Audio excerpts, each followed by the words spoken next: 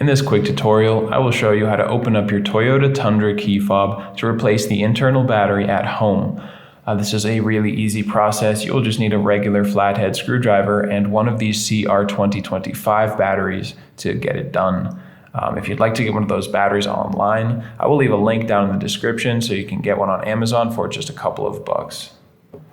Now the first step is just to look up at the top of the device, and you can see there's that little slot in the plastic.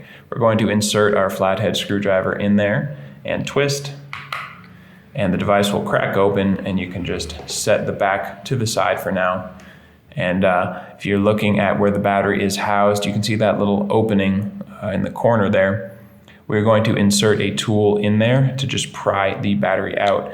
You can do it with a regular flathead screwdriver. I have done it before, but it'll be kind of tricky and you might ding up that little part of the plastic there. So I'd recommend using a smaller screwdriver, ideally something even like this. This is what I'll be using. This is just a little precision screwdriver. You could also use a thick paper clip or a bobby pin or something like that. We're just going to insert into that area, push down, and pry the battery out. And if you have something that can fit in there, it's just super easy. So I do recommend that.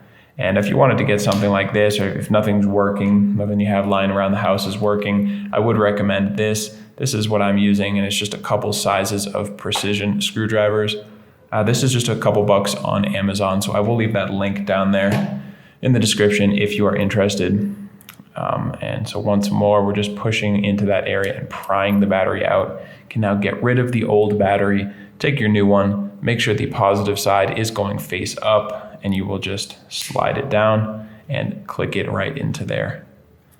Very simple. And of course, we're just gonna finish this up by clicking the two halves back together. And you can test to make sure it's working. The light will come on, and that means you did everything correctly and your battery is charged and you are good to go.